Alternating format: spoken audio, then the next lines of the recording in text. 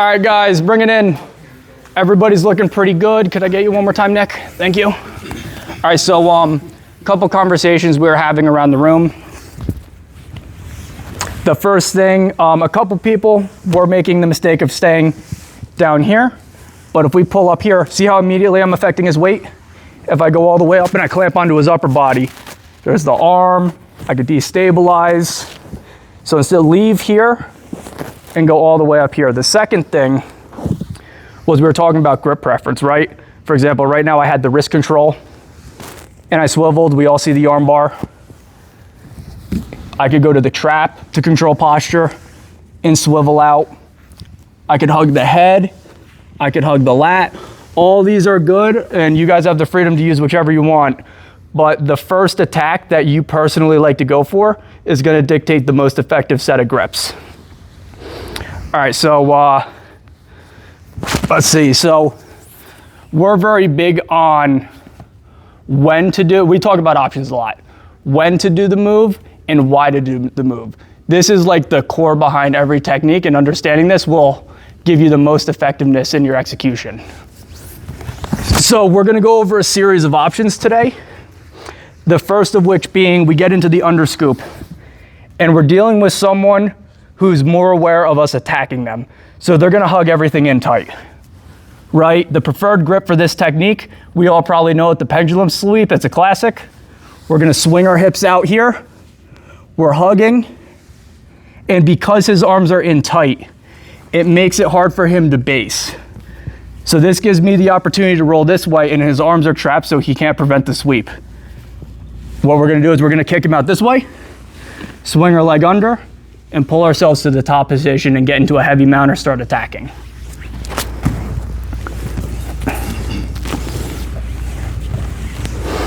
All right, so we clear the arms. If this is the attack we want, trapping the arm in between our bodies is the preferred way to have the arm. We're hugging, we slide into our 90-degree position, and we're dealing with the guy that doesn't want to get his limbs attacked, so he's tugging them tight.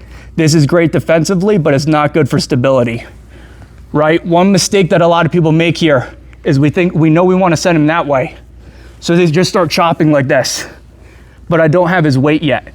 I need to capture his weight by rocking him towards his head with this sideways motion with my leg. And as soon as I have his weight over top of me, that's when I chop and I kick and we ride up into the mount position.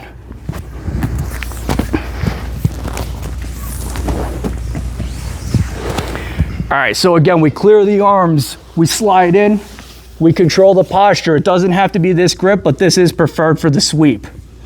We hug tight, we get to a 90-degree angle, rock him towards his head, chop, kick over, and ride up into a heavy mount position. And of course, most of you guys are probably gonna see that the arm is right there as well. All right, let's hit one more. Go a little bit more real speed. We pull him in, control the posture, we swivel out, his arms are tight. I rock him forward, I kick my leg, and we take the mount position. Any questions? All right, let's try it out. Let us know if you need help. 1, 2. All right, guys, bring it in. We're gonna build on a little bit here.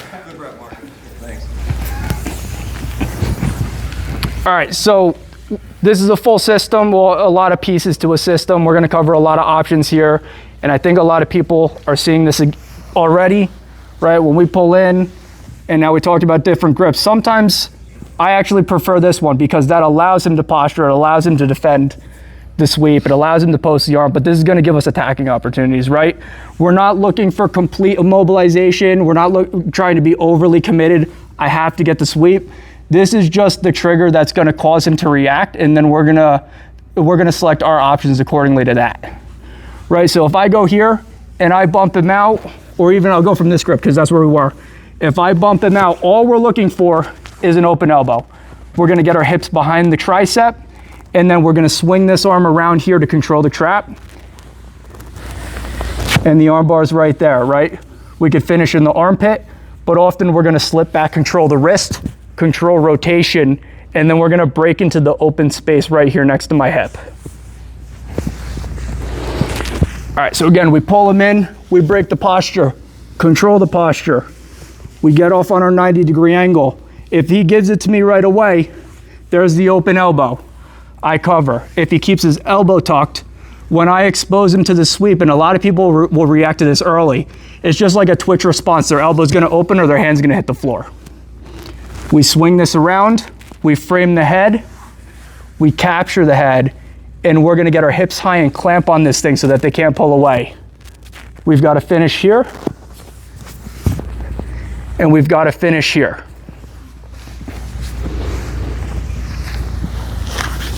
So once we've got him in here, we swivel out. We're gonna hit him with the destabilization. This is gonna set up the entire system. Once I move, his reaction is gonna determine what I do. If I get this space out here, that's an exposed arm. We're gonna anchor to it. Hips high, I'm clamping so he can't pull away. And rather than pull straight into my chest where I run out of room, I have additional space below my chest where I can pull off to the side here. What do we think? Any questions? One more? All right, so we're clearing the arms so that we can break the posture. Once we've broken the posture, we're gonna scoop, we're gonna swivel. The destabilization starts everything. We destabilize. What he does now determines what we do. Right now, we're just creating the scenario where he posts his hand here or the elbow opens.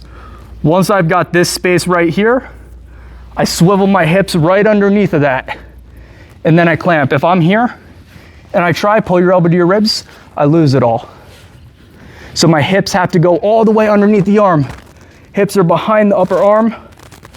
I clamp, and now we're on to the finish here. Cool, guys? Let's try. 1, 2.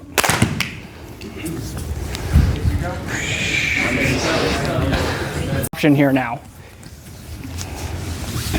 All right, so slowly we're just trying to build on the library of tools that we have for the different reactions that he could possibly present us, right? So again, same position. It could be here, it could be here, whatever. The next one is gonna be, so we covered when the arm's tight, we covered when the elbow opens up and posts pretty close to us. Now what we're gonna cover is when I go to swing him hard on this, he's gonna post wider, right? So post wide, boom. All of this space right here, we can take advantage and exploit this. Knee to chest, swivel my hips, in on the triangle choke. So again, right here, we're in on this. This is why I prefer this grip sometimes over this one. Sweeping, getting good dominant position, definitely very important. But I do personally like to attack and play a very aggressive game.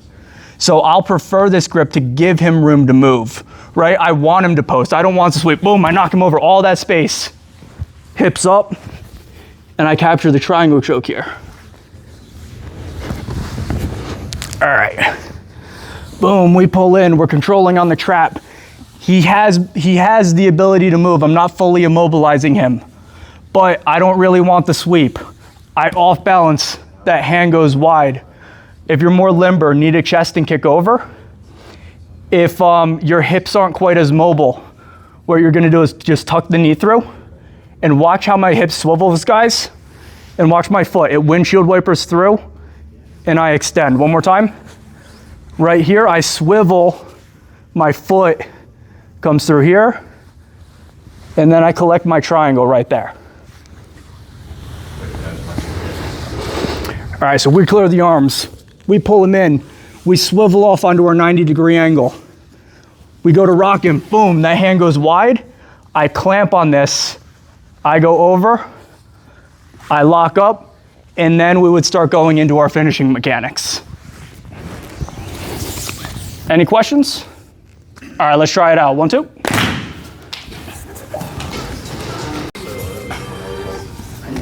right, let's bring it in and add on a little bit, guys. All right, thank you. All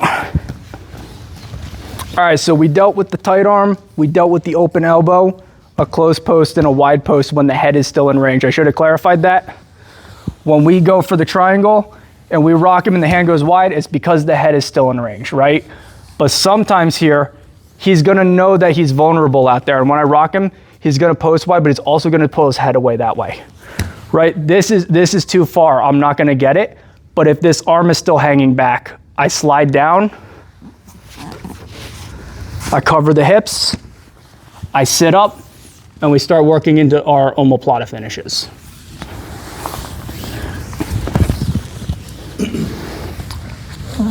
All right, so we're in on this thing.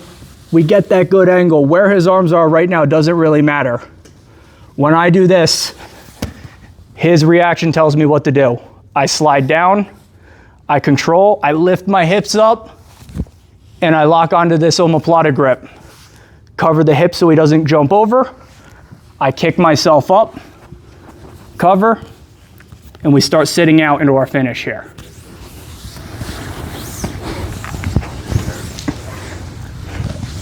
All right, and again, we can do this from all different grips too. Boom, the hugging grip. Right, I go to swing and he pulls everything away, but he leaves the arm behind. Lock on, cover the hips. I sit myself up, and I start walking out into the finish right there. Let's do one more. All right, let's see, maybe we want to go off of this or even the near side arm, right? I pull him in and I swivel. I go to rock him, boom, I send him, but that arm's still left behind. Hips go up right here. I lock on, I trap that arm, and then I start sitting up, and I start stretching the shoulder out for the finish. Any questions? All right, let's try that out, guys. 1, 2. You want to jump in here with me? Okay. All right, so I think a couple of us have actually stumbled into this one already, right? When we're in on this position, we talked about the arm being close, posting on the mat, going far, head goes far, but now there's another option where he could be moving that way, or he could be moving up, but everything has moved away from me. From right here, I think a couple of you guys mentioned you play with K-guard. Same thing, the underscoop system and the K-guard are very closely related. All we do is this knee goes to the floor, we lock on, and this shin or this foot is active on him right here. And from here, it's a whole nother system now. We can start attacking the legs, but also the way that these positions tie back into each other. See how he reacted by bringing the arm back in? I just got that in range now. Let's say he wants to come back in because he doesn't want me to attack the leg. Triangle choke. If he tries to bring both arms into the equation, we can destabilize and then catch the arm bar, go back to the sweep. You know, this is a fluid game. We're not going to finish with what we start with. We're just getting reactions, and then we're flowing with him with the most optimal shot selection. All right, so one more time, we'll show the under scoop to the K-guard. Right, and even from right here, this control allows him to posture, but this is fine. If he postures up and pull everything away. Right, and on the K-guard, we're going after the legs. If he presses back into me, I'll take whatever he wants to give me. He picks what I do. I don't pick what I want to do. It's on him. That make sense to everybody? Yeah. All right, so one other point we wanted to touch on. I know we talked about attributes in here, so a couple conversations were about attributes. We have physical attributes. We also have psychological attributes. Someone who thinks very deeply, you're gonna want a more tighter control, closed positions, more of a creeping style to control the pace, to allow yourself to outthink further ahead of your opponent. If you've got someone who's very fast twitch, quick reactions, very dynamic, you're gonna wanna be more loose in the position, allow more movement for yourself and your opponent, and you're gonna outpace them with the trigger, right? So your psychology affects your decisions, but also your physicality affects your decisions as well, and your preferences. All right, so right now what we're describing to you guys is what we would call lateral lines or options, right? We're looking at this static position, what he might do, and our optimal shot for reacting to this. But then of course we do have our linear lines, that's forward progressions, right? For example, I'm gonna go arm bar, and then he's gonna pull the arm out. I'm gonna take the triangle choke. And then if he pulls his head away, we're gonna go omoplata, right? That's an example of a linear kind of progression in the line. So you wanna be able to think laterally to take the most optimal shots but quick reactions, for example, for competition, you do want to prep your forward lines of thinking as well. That makes sense, everybody? Did I miss anything there? Just, you good? We're good? Do we have any final questions before we wrap up here, guys? All right, we had a blast with you guys. We're going to let Sang close this out, and then we're going to get some rolls on after a picture. Awesome? Thank you, guys. Thank you very much. Thank you.